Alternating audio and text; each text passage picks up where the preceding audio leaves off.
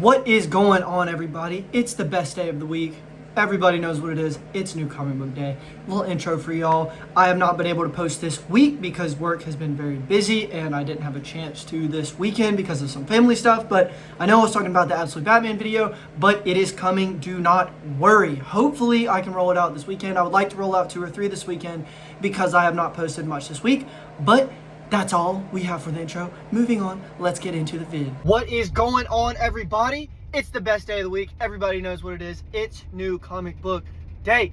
I am on the way to work right now, dreading having to wait until 5 so I can go to the LCS Acme Comics in Greensboro. But there's a couple good books today coming out. We have Absolute Superman, we have Absolute Wonder Woman, we have the Ultimate Universe finale, which I'm excited to see what it's going to be. Do I think it's going to be good? Definitely not. I think it's probably going to be terrible, honestly. I'm not a fan of where the Ultimate Universe is at, but I mean, it's a big deal. This was the only universe I've done start to finish. Well, I started the Absolute Universe, but obviously that's not ending for a while because DC is smart. But yeah, I started the Ultimate Universe front to back. Did I stop reading the Ultimates at like issue 20? Yes. But it's still kind of a big deal, so pretty excited about that. I cannot remember some of the other books. I'll have to look while I'm at work and then give y'all an update once I am on the way home. Peace. All right, we are out of work and on the way back to the crib. Super long day of work, super tired, but you know what makes that better? Getting to go to New Comic Book Day. But there are not as many of my favorite books coming out today other than Absolute Superman. So I'm really hyped about that. I'm kind of hyped about the Ultimate Universe books. I feel like they're going to be terrible, but again, as I said before, it'll still be pretty fun to at least see what's going on. Maybe I'll grab some variants of some stuff. I don't know, but I am almost back to the crib, and I will see y'all when we are on the way to the stove. We are walking up to the comic store now.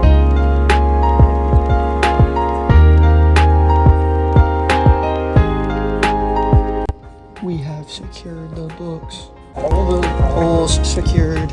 So I had a very expensive pull list this week because I grabbed some books that are not on my pull list, that stacked it up a little bit, and I have some books on here that I do need to take off, but I actually racked up a little over 115 on the pulls today, so a little pricey today, but my dad got some of his pulls, so I'm throwing them in here as well. But as we know, I love DC, so in honor of that, we're going to start off with my DC books.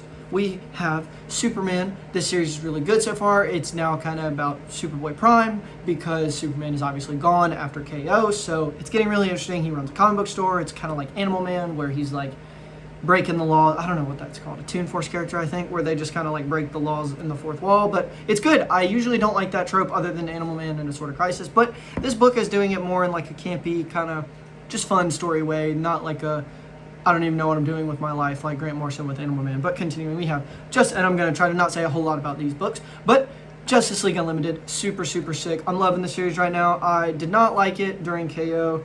I thought it was really boring and kind of got, off track a little bit because every single second of DC had to be about KO, and I just was not a fan about this. But right now we have a new Brainiac series coming out, and if you aren't reading the series, honestly, it's worth pulling alone just for the art. The art is so good. I'm pretty sure it's still Dan Mora. Yeah, it's Dan Mora right now. It's really good for the art. And then my most hype for this week, we have Absolute Superman number 20. This book is great. He's fighting Shazam / Black Adam. I think they're kind of the same character. And Steel is here now, so this book is really good. The new artist on it is just crazy. It's so good. He is killing it on this book. And then we have, next up, Absolute Wonder Woman.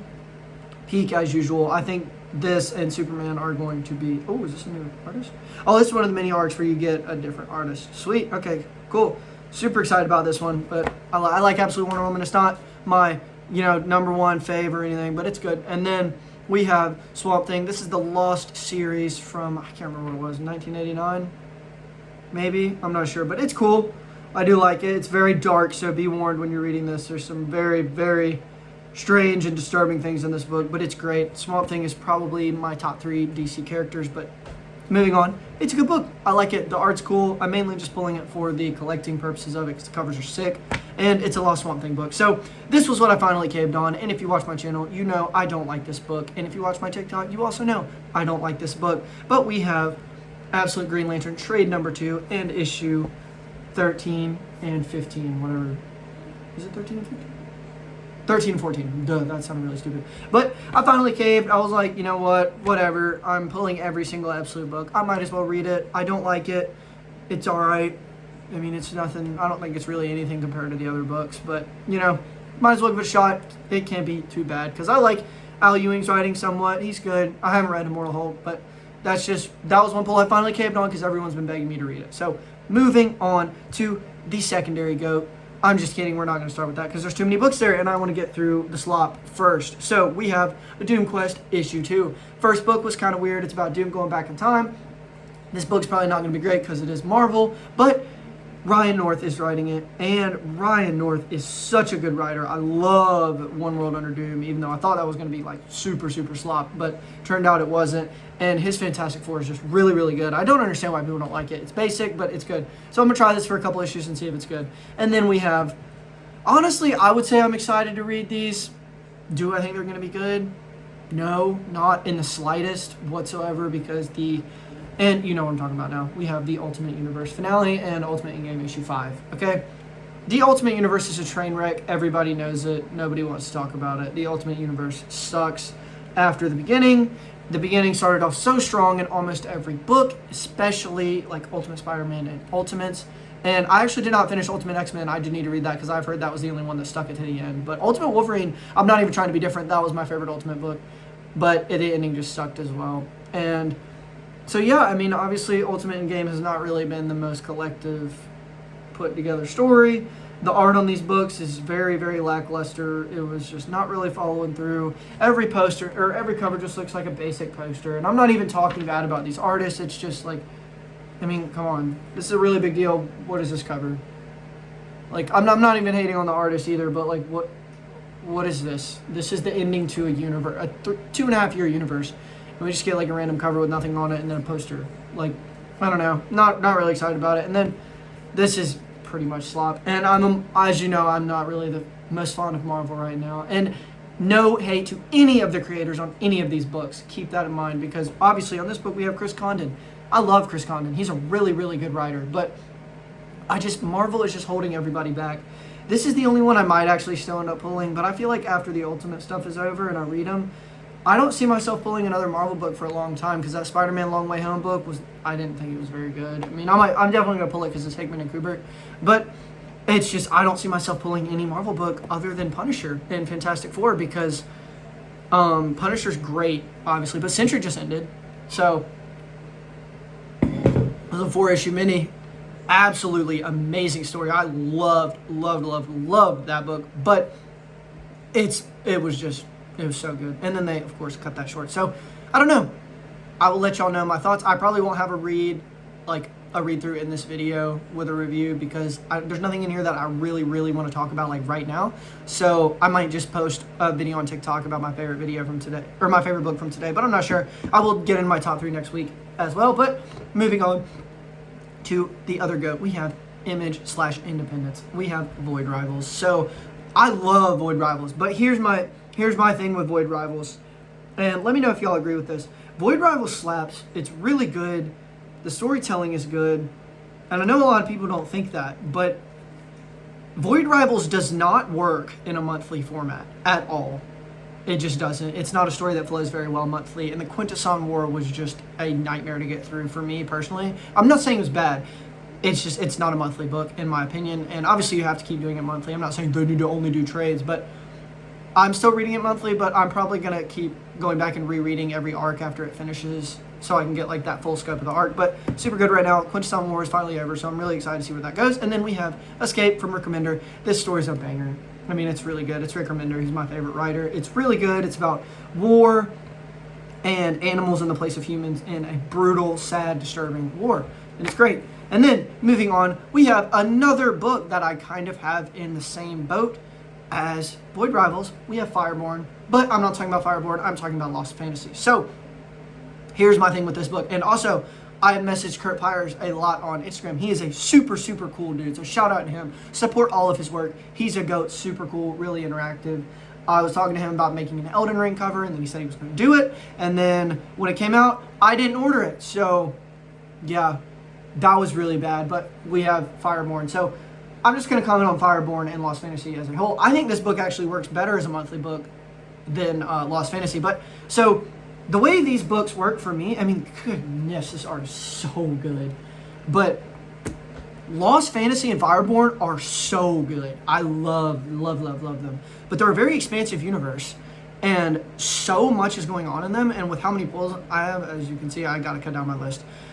It's just, I cannot remember most of it. It's really, really hard for me to keep up with because of how many characters are in it, and I started to lose some major plot points. So this is another series that I do read monthly, but it kind of goes, I know I hate saying this about a book. So many people work so hard on this, but it kind of goes in one ear and out the other because I'm rushing through every pull to get through it. But this is another one that's going to be going on probably my monthly reread list where I'll read the whole arc through this and Void Rivals.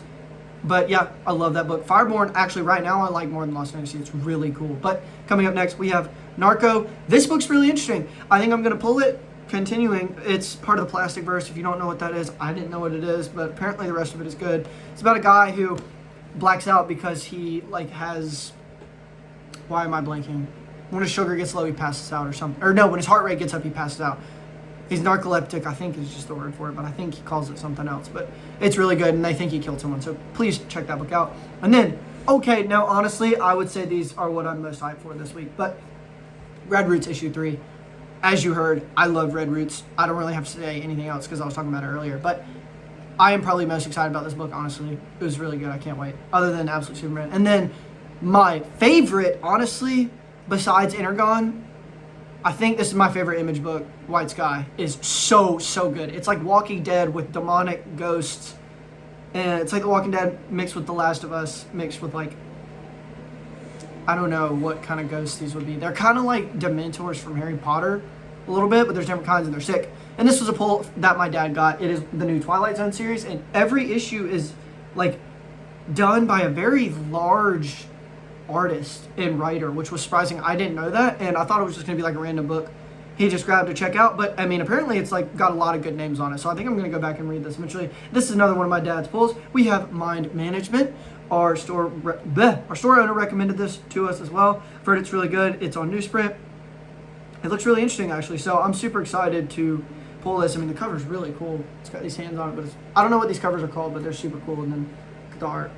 So yeah, this looks pretty cool, actually. I'm excited. And then coming up next, we have Hornsby and Halo. Ghost Machine is firing on all cylinders. Not as strong as Intergon right now overall on the full scape of Ghost Machine, but Redcoat, Geiger, Rook, and Hyde Street are. But I'm really curious to see about this because $1 Trillion Kid was fire. And I do like Hornsby and Halo. I'm not saying it's bad, but it's just not as strong for me as the other ones. But this is when the Unbelievables line is going to start. So yeah, I think that's going to be good. And then moving on, we're almost done, so bear with me for 4 more books. We have Nectar. This book is crazy, and I did not expect this book to bang so hard. It's really, really fire. It's about like this old Victorian island where these killer butterflies are coming to kill everyone, and it's really interesting. It's about a doctor, and it's kind of like religious horror mixed with sci-fi. I don't know, but it's good. Read it. And then coming up next, I have, in my opinion, one of the most underrated independent books on the market right now. We have Is Ted Okay? And if you've heard anything about this book or read even a page of it, you know it's incredible. The Dave Chisholm, I think is how you say his name, is great. He's a great writer. He writes and draws it, and he hand draws all the covers. So the art's, and I'm pretty sure he hand draws the interior as well. I don't want to look too much into here to spoil it, but hold on, let me show you guys what it looks like. Really good. It's a super interesting book. And it's kind of like if you mix the X-Files with Truman Show. So if that at all sounds interesting to you, you need to read this book because that is what it is. And then moving on, we have Pretty Hate Machine issue number 3. This series is really good. It's about like this kid who's something's going on with his parents where they did something sketchy and his dad died and now his mom is low-key hooking up with his uncle. So, and then he sees a demon who is killing people and you don't know if the demon is him or a like, I don't know, like version of his thoughts going on killing people and being supernatural. I don't know, but it's good. It's pretty solid. It's a good independent book. And then we have Of the Earth, number 1. I got number 2 last week. If you watched last week's video, you saw that. But number 1 was on back order at our store. So we got number 1 of this. I have no idea what it's about. My dad picked it up, but it's Chris Condon, so it's probably Pete. Let me take a look at the art. Ooh. Okay, yeah, this looks pretty good. All right, yeah, I'm pretty excited about that as well. But that is it for the pulls. ladies and gentlemen, I hope you guys all enjoyed the video. Please, please, please look forward to the Absolute Batman video come out. And please hit that subscribe button because one of my videos is doing really good right now. Get some subscribers. Really, really thankful for all the support. So please like and subscribe. Hit that button.